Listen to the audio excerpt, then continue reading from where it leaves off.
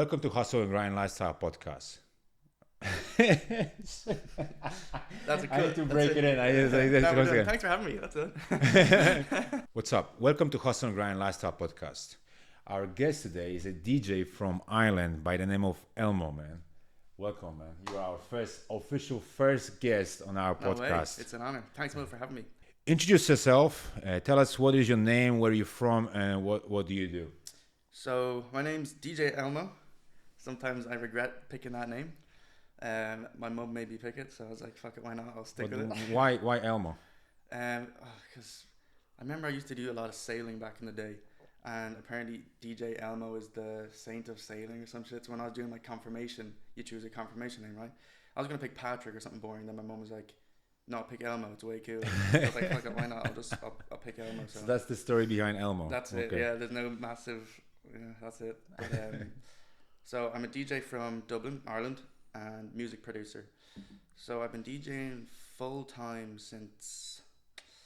So it's January 2024 now. I started September 20. It's been over a year, so 2022 September. Oh, it's been quite some time now. Yeah, but before then, that's how long I've been doing it professionally in like the city centre and Durnley Rathdown area. But before that, I was just messing around, occasional like gigs for collectives or friends of mine, house parties, small pubs and shit. Gotcha. Through college for like 4 years before that. Right, and as for producing music, I've been doing that for I think 5 years now. what is your hustle? However you understand this. Yeah. Obviously, we're talking about probably career or something. Yeah. For me right now, it's balancing health and fitness, but then also DJing and producing. So I think if I was to pick right now, it would be long term to actually make it in the music industry and be booked far more as DJ Elmo, as an artist, rather than and doing festivals and the likes more often. Like you become more known, obviously. For me, does your goal this is like a 5-year goal for you or something like that? People call it like 5-10-year goal. Yeah, I'd say like 3. 3 years you want to be up there already. Yeah. So that's your hustle. Because I've kind of laid a lot of the groundwork already. I've a lot of experience now in DJing Shakira, but that's not what I want to be doing. When I have free time or when I can, I want to be playing like festival sort of sets, bigger venues, and preparing because that's where I know how to get a real crowd going. As far as I'm concerned, a lot of the crowds in Dublin City Centre, they're not real crowds. They're just like I'm playing background music kind of thing. I get great feedback and all for that, but I guess that's what it's about. It's just slowly kind of learning about vibing with the crowd and whatnot, and that's kind of the long haul. Like even these big promoters, they need to sort of filter out a lot of the DJs for who's doing just for the girls, just to look cool, just for the Instagram. And I think the way to do that is put them through the long slog haul of playing Shakira for a few years, and if they can do that and then they get good at showboating and actually being a all-round kind of star and entertainer, as well as being good at their craft, and they can take on the pressure of new crowds and whatnot, then will they start being reached out for the likes of festivals and things. Yeah, because that's what I believe is happening anyway. I'm just building my CV right now, so that's my hustle, I guess. Amazing. And producing music on the side, of course. Fucking awesome, man. What inspired you to become a DJ? I'm not sure. I always had a kind of a weird ear for music growing up. Even when, say, we're like 12, 13, 14 years of age, everyone else I was hanging around with was big into like whatever was super pop culture at the time, like Eminem. I'm not afraid. Oh yeah, Eminem. Hi, my name is. Yeah, that's it. I mean, I'm a big M fan, but like. Yeah, me too. But do you really listen? But honestly, do you really listen to him when you by yourself in the car? Not really. Like nowadays, no, I wouldn't. I went through a phase. We all go through that phase. Everyone goes through an Eminem phase. But like even things like they're all listening to the Chainsmokers or whatever was just super topical back then, and I was kind of be like nodding along, kind of pretending I was like big into it, but really in the background I was listening to like weird stuff. My dad would show me back like Chemical Brothers, or what's the name of those other guys? Chemical Brothers and Gorillaz, like, for sure, just kind of like or Daft Punk, like the older stuff, just kind of weird funky stuff, on car trips and stuff. So that kind of got me into more kind of tech and house music. And then by the time I was like say 14, 15, 16, when everyone's listening to whatever's big in pop culture, I was there listening to kind of weird tech stuff. Are you one of these guys, sorry to cut you, are you one of these guys like when you go somewhere by yourself, you and your head Do you before you became a DJ? Did you visualize you being DJing somewhere? Yeah, I didn't know what it would be that I wanted to do, but I remember even when I was young, I used to be big into guitar as well. I went through an Ed Sheeran phase and shit, piano and stuff like that. But I remember when I was even in primary school, I wanted to be a singer. I wanted to be a guitar singer songwriter. Like, so then as I grew up, it kind of manifested into my music preferences changed into more kind of house stuff. Calvin Harris, he's one of my favorites today. For sure, yeah. And like Avicii, people like that really kind of made a dent in the dance music scene, and that's where I really realized that that's what I wanted to do. And then I think it was during the leaving cert when I was 18, I was like, okay, this is really what I want to do with my life. I want to put all my time and effort into producing music, learning how to be a good DJ. So yeah, it was poor timing because obviously I had the leaving cert to be worrying about, and I was up at night. Yeah, you were like DJing, beats. producing beats and stuff. Yeah, my mom's like, go to bed.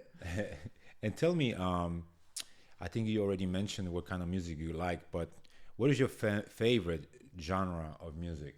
Like right now, do you have like a specific genre you like, or do you like more open-minded things? It's funny because even when like I'm in the gym or whatever, I'll listen to anything. But I always go back to three because I'm a house music producer. Right. So that's your thing. But there's three because house is like it's one of them real vague umbrella terms. It's like what is house music? It's technically like anything that's in 4/4 time.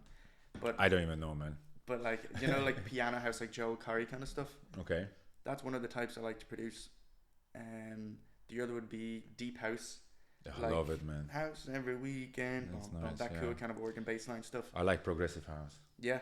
Like just the beats is nothing. Just like it's a bit more kind of how would I describe what do you call like also like it's like a progressive house, but it's more like aggressive because there are more aggressive beats in there. I forgot the name of it. They play a lot of it in the gym, I think. Yeah, I like it, like hit you in the face, like you're ready to like fucking smash something. Yeah. Kind of put you in the mood. Yeah, it gets you ready. And then the third type is tech house, so like Fisher, James Hype, Rewire kind of stuff. If you've heard of them. Not really, but I'm sure you know Fisher anyway. Amlu, yeah. Isn't it? Oh yeah. There you go. That's fine. Yeah. Yeah, that's good, man. So they'd be my top three, and I go through phases in production as well, where it's funny. It's like if it's the summertime, I feel a bit more like piano housey, like it's summer. Where more like more like and sexy tunes. And then when it comes to winter, I'm a bit more. I want to start producing some tech house. Is there a killer track that never fails to get crowd hyped, no matter where you spin, no matter where you go? Is that one track like got everybody? I think there is. See, a lot of my gigs nowadays in Dublin are very commercial sort of gigs, so I'm not playing my favorite sort of music like tech house sort of real tell you what to do. Club stuff. Yeah, because you do have to. At the end of the day, you do have to appeal to the late bar scene in Dublin, which is taking over. The nightclub scene's kind of died out a bit, but that's what you think, yeah. Yeah. So otherwise, I'd be waiting tables or something if I wasn't DJing. At least I'm still getting to do what I love. But most of the time, I'm just playing commercial tunes like Hips Don't Lie, Shakira and shit. Well, you still can like mix it the way you want. Yeah, it's the same song, but you play with it. There's ways you can play with it. You can find remixes of commercial tracks that are a bit more like groovy and clubby that you can sneak in. But you have to just be careful, I guess. But every time, so if I'm just thinking commercially for commercial gigs in any venue, tracks like Freed From Desire always works. There you go. I notoriously hate ABBA. I've always have, and everyone loves ABBA, like Dancing Queen. It's just man, my parents will kill you. See, they are the biggest fans of everyone I know kill me as well because they love ABBA, Dancing Queen, or Gimme You Man. I just want to shoot myself when I hear these songs, but I play them every time I'm DJing because they have to, I guess. They work and they get a really good reaction out of the crowd every single time. So if for that reason I pick ABBA tracks. Freed From Desire, even things like Pump Up the Jam, Pump It Up. Oh my God. I actually do like that one though. But for this one, I don't know. I don't remember last time I was drinking, but for this one right here, I will have to be drunk. Yeah. Like completely to fucking. I think for all of them. Enjoy it. Yeah. Maybe that's why everyone loves those tracks because they already are tipsy and there's all ages, shapes and sizes there. So you want to hear shit that you can see other people making the words to, so then you like subconsciously vibe off that. And I think that's what the whole commercial thing is, whereas if you're playing weird stuff that only some of the younger kids will know, like then it's gonna weird out the older kids or the older adults rather. So yeah, it's just about it's tough trying to keep everyone happy. I think that's the Yeah, it's hard very part. hard, probably. But yeah, I'll pick those tracks anyway. But then personal favorites of mine, if I got to DJ with, I know it's overplayed, but I still love Losing It by Fisher. So like mashups of that I have to try keep it fresh, like put another track on top of it. Like Along Came Polly works really nicely. I don't know if you know Along Came Polly. If I played it for you, definitely recognize If you it. play it, I will probably know it. Yeah, yeah. I'm I should've super showed bad you. with the names. We were learning. We were teaching him DJing last the other last day. night, and I should have showed you that because then you. Yeah, I'm sure I'm gonna know it. Yeah, yeah. But World Hold On by Fisher as well is a really nice one. If you know. Oh yeah, for sure. Yeah, yeah. That's just old schools. Yeah, yeah. Tell me, what was the worst place you ever had a gig? Like really was like you when you think about it, fucking hell, that was a kip of a place. I think I know what it is, but like I don't know if you can say it. It's fine. Can you tell me after? I can say I won't say where it But was. you know, it wasn't in Dublin. It was a. But I tell you, if you say it now, right, you'll never get Can a you gig bleep over stuff there. out in the editing? It was. You're gonna lose some money right here, man. Yeah, yeah. Because you know what it is. Like it's a tight knit community. People who own pubs, like even down in They probably. Limerick or something, they have connections up here, or they. So maybe it's a bad question. But I can still answer it. It wasn't in Dublin anyway. It was a little tiny kind of falling apart pub in a county that was like a 3-hour drive from here. I think it's probably enough. You don't need to say the exact place, but you can But imagine. it was just empty. It was just empty. It was a very horrible. straight vibe. Shit, man. Yeah, but that was before I was professional. So Imagine that. I can only imagine that like, you being there, like playing, doing all these DJ antics and shit, Yeah. and it's like one like old guy in the crowd like this. yeah, yeah. I've had some real Karens. I've had some real Karens. Like you know the way Karen is when you're in Tesco Yeah, or something. I get them very often, man. There's so many entitled With the phone bitches, like this. It's always How dare you? It's always women as well. The lads tend to be What the very fuck is that? respectful and like. Yeah. Like the Karens, most people, of course, 99% of them are all respectful, but the Karens tend to be women all the time. For DJs anyway. Maybe there's have male no Karens idea. for waiters and shit, but for DJs, it's always female Karens. I don't know why is that like. And usually older, but I've had a few like 20-year-olds come up to me being super entitled, like, you didn't play my song. So I'm like, And who who the are fuck is you? Of course I didn't. Like, Get you're the like, fuck yeah, outta here. Who do you think last I am? time I checked my Revolut, you didn't yeah. pay me. Yeah, yeah. So what the fuck? Like, better question than what was the worst place to have a gig? Okay. Oh, I have another little funny story for You worst. have a funny story? Before we go to the Go best. on. Just that I've had, to stay on the poor gigs topic, I've had gigs as well. Even recently, I had a bad one where it was just like it was a dodgy setup, and it was almost dangerous because I have like a lot of expensive equipment on the table, Shit. right? And it was Was that in Fingerless? no, that was in Dublin. It's I actually love this venue. I'm just messing, obviously. Oh yeah, yeah. It was Limerick, but Oh, I actually okay. I love this venue, but I usually do the main room upstairs. So one day I went to do the small room downstairs recently, and I hope I don't say anything bad because I love the main room Well, upstairs. Keep me in, but no, it was see. it was a 21st it was 21st birthday, and just the setup was crazy. It was a small table, and I have like $4,000 worth of equipment on the Yeah, table. man, that's expensive. And it was right beside the toilets in a small corridor. And there's these drunk 21-year-olds bumping into it the whole time. Like half of my job wasn't even DJing. They were trying to like be like, hey, can you not smash the table? But at the same time, you want to keep a good appeal with the crowd. Yeah, for so sure. you don't want to be like, You 'cause don't then rub they're them going to the start wrong beefing way. with you, and like you can't have Yeah. that. That ruins the gig for you. Then. So what was your like a podium? Was a podium, right? Was it like close to the toilet or something? Like, Yeah, that's what you're it saying. wasn't even like it wasn't a desk. Just a really proper bad setup. It was a bar table, like Ah, fuck's sake. And And everybody's dances, obviously. people They're gonna. spilling their drinks and Yeah, stuff. And I'm just Jesus. like, oh guys. That's really like low budget type of Yeah, setup for the DJ, man. Okay, so tell me, what was the best place you played in? Best. Like the best, like wow, I would love to like repeat this even for free. I've loved. Yeah, I've had a few of those. Alright. Few of those already. Okay. I've had really good experiences in for college events. If I'm booked through a college, in the likes of the Sound House or the Grand Social in City Centre. I don't know if you know those venues, but they're just like. I've even had I have a residency currently on Saturdays. I'm in the Coup in Bray, which is actually a banging spot.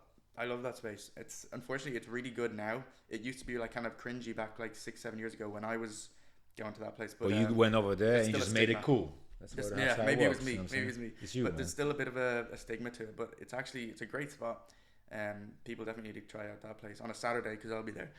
But even there, you get serious energy sometimes. I did New Year's there, and of course, everywhere is going to be busy on New Year's. But it was just really good fun. It was just one of those ones where I was like, if I wasn't paid for this one, I'd Yeah, actually. I'd do it again. Yeah. Yeah, but it's having a big crowd. It's kind of the high pressure gigs that in the end that you're a little bit nervous for, like a new venue or a big crowd. Yeah, you want to obviously impress. Nobody knows you. Yeah, or if it's like a college thing where it's like, or a graduation. Say I did a lot of graduations there during around graduation time, say February, or sorry, no, let's say October, November, just there.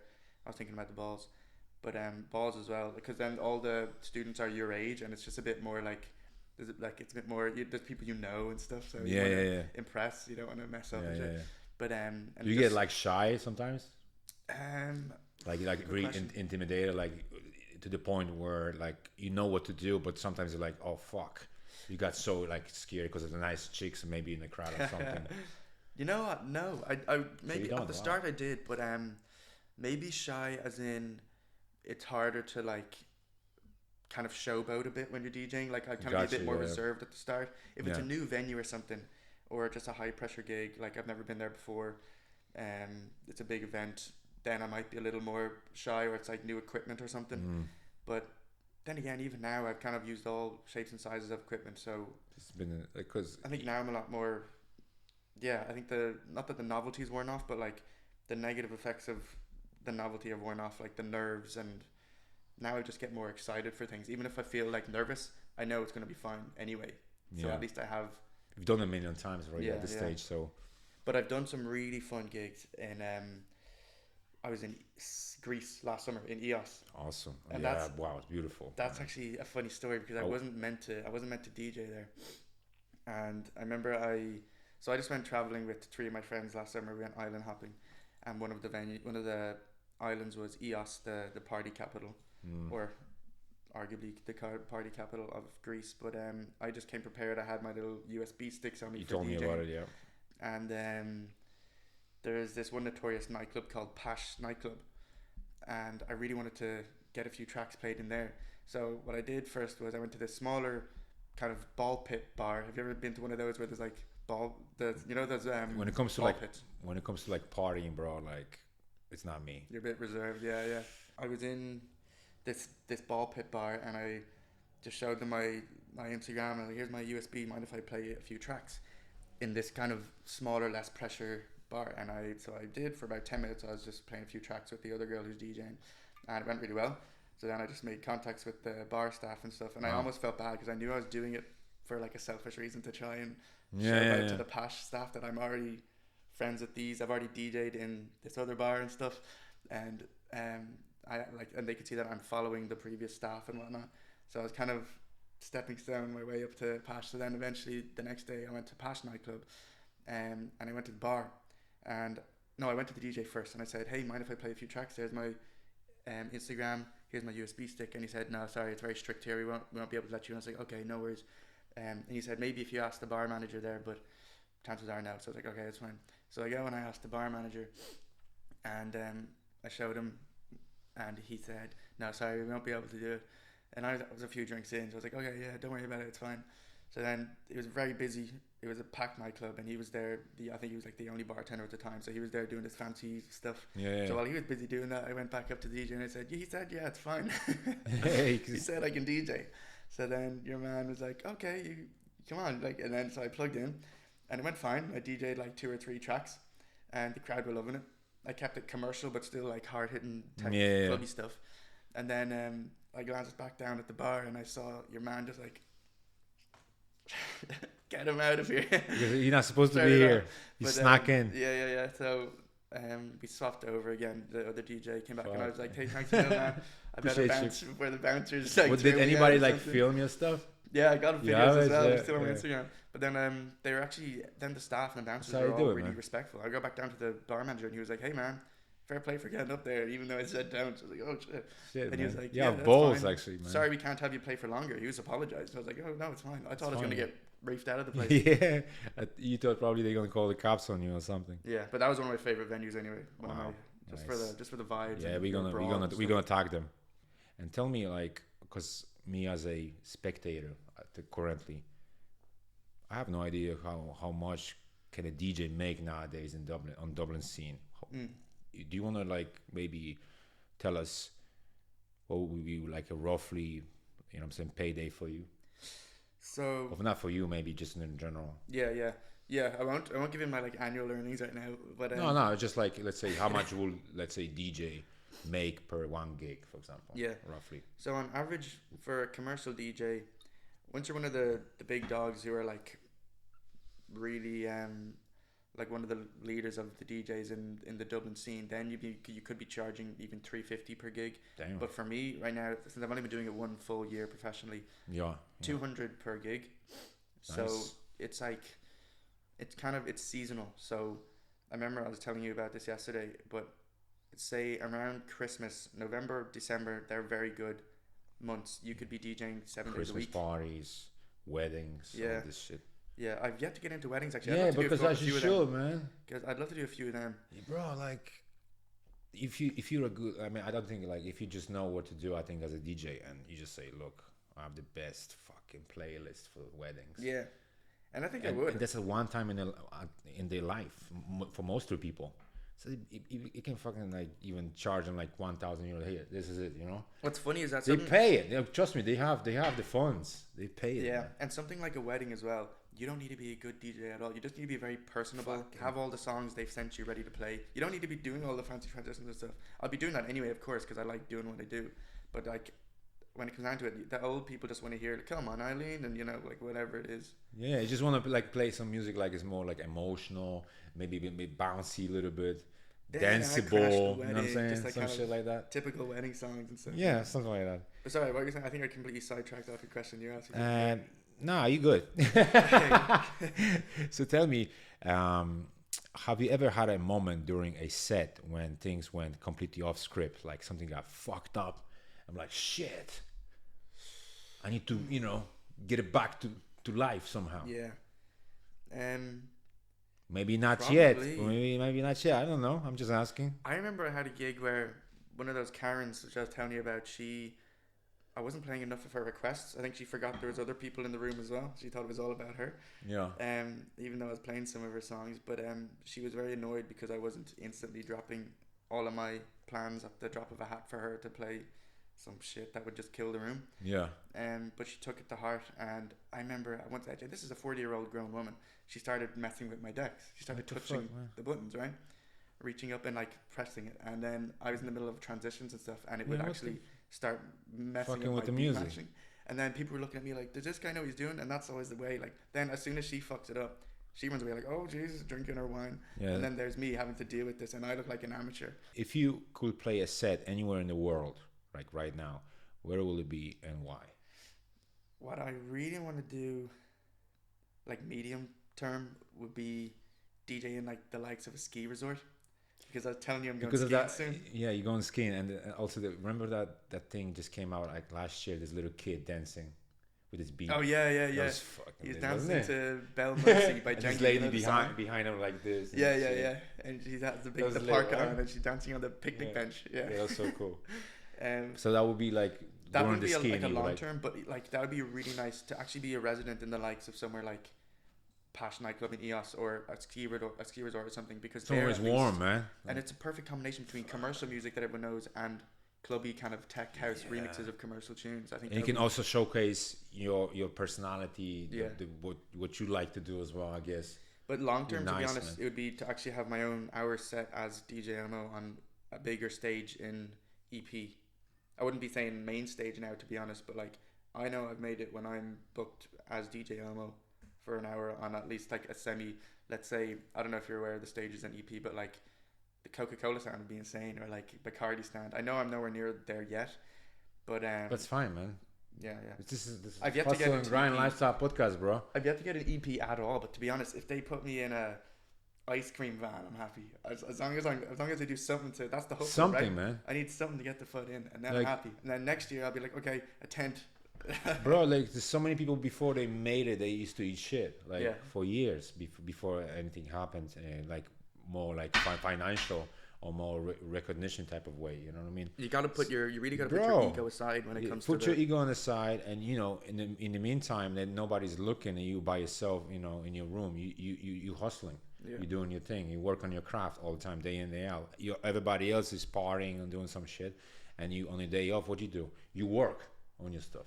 And it's That's actually what it is. it's ideal because ironically I was partying a lot more when I was in college studying a health degree, physiotherapy, and when I graduated and just went balls to the wall with DJing, I started partying way less because all my weekends are taken now, and that's when my social life with it as well kind of gone out the window. Now my gym is the social life for me. That's all I noticed that, man, because he goes to the gym where I that's how we know each work.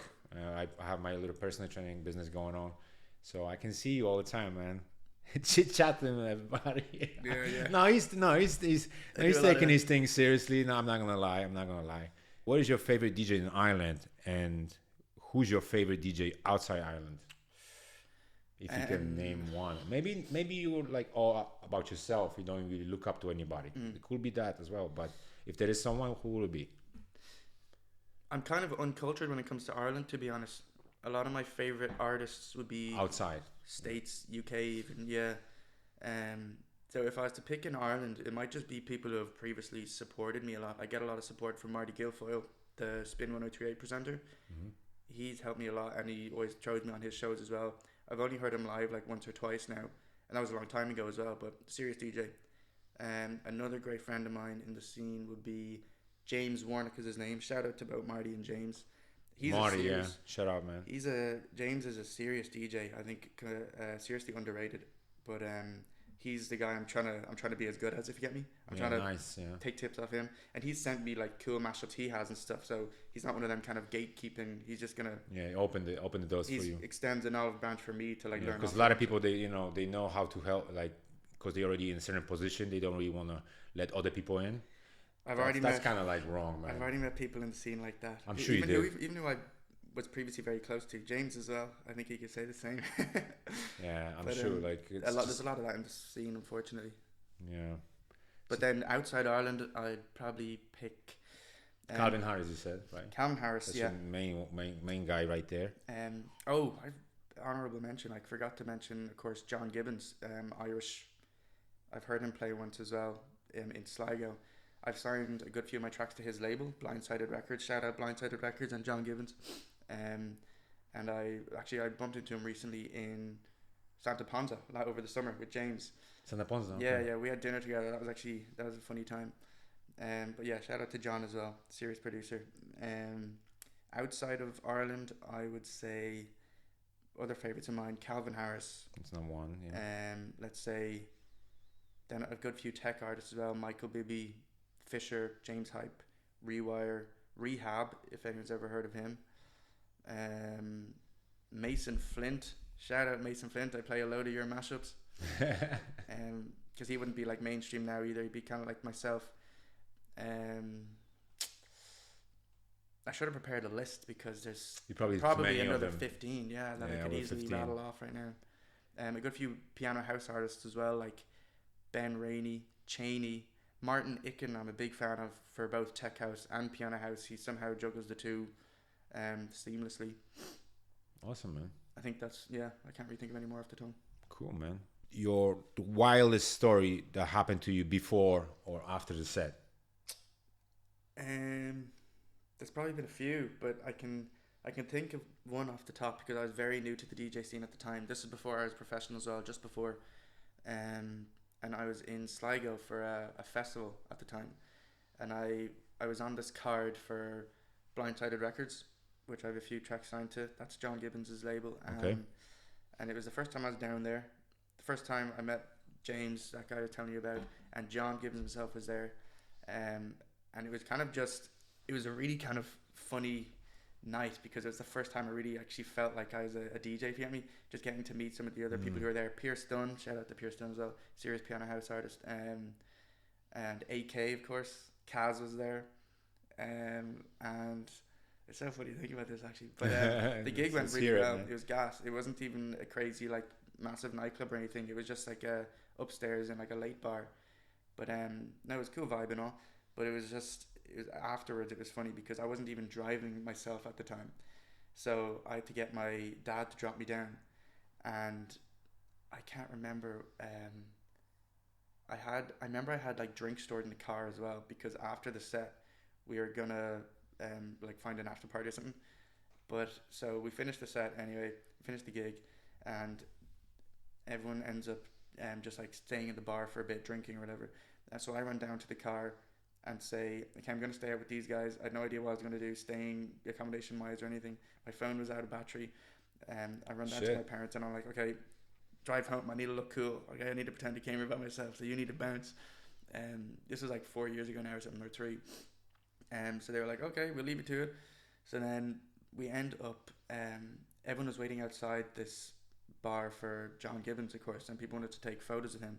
So we left with him. There was like a group of, I don't know, 8 of 7 or 6 of us DJs, and then we were walking up, and we were walking through Tullamore in Sligo town, and John was at the front, and there was this massive crowd of people following because they wanted to be with John, and it was so strange. It was almost like paparazzi, and it was just like a really funny feeling at the time because I knew you were just starting because I was like with him as well, but like obviously no one was there for me, but it just felt really like surreal kind of surreal, and it gave me a taste of like, oh, this is like, wow, this is I want to get here one day, you know. So you would like to have like fans coming up to you like asking you for autographs and shit? Would you like that? I would like it, I think. Would you? Maybe it's one of those things where after a while the novelty would wear off and you get pissed off, but because you can see this all the time on social media, right? Like Kanye West for example, or other like very famous people like that, they get really irritated. So imagine like, would you really like to? Like, I don't know. I would like maybe to a certain degree, but not maybe that crazy like them. I think it's one of those things as well where it's like, say you do, I've heard some like YouTubers and stuff speak on it, where say you do become super famous and recognizable, you now that you're super successful and you have all this wealth and fame and whatever comes with it, you kind of owe it to these people as well, that you no longer have to work this 9 to 5. Like, you've been blessed in life, so even though you kind of owe, you owe it to them to sit down and actually say thank you, because if it's them who they put you on basically, so kind of like, you're right, you have to kind of.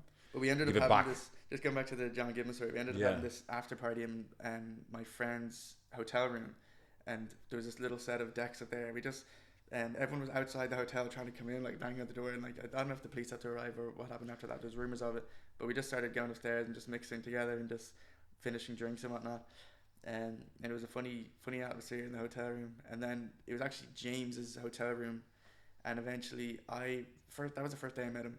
I remember I had to sleep on the floor in his hotel room with his mate CJ, who was there, because I had nowhere to stay then and my phone was dead.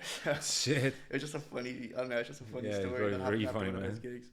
And then I had to go home the next day, no battery, get the train. Fucked up, hangover. Yeah.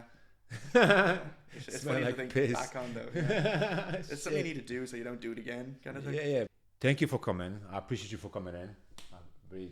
Oh my God, what the fuck? It's like, I think there was a question. I'm hungry, bro. All right, man, let's wrap this up. I appreciate you for coming in. Really, thank you. Thanks a lot for having me. Cheers. Don't forget to like it, share it, comment it. Man, just interact, man. Put us on, man. Put us on. Thanks for watching.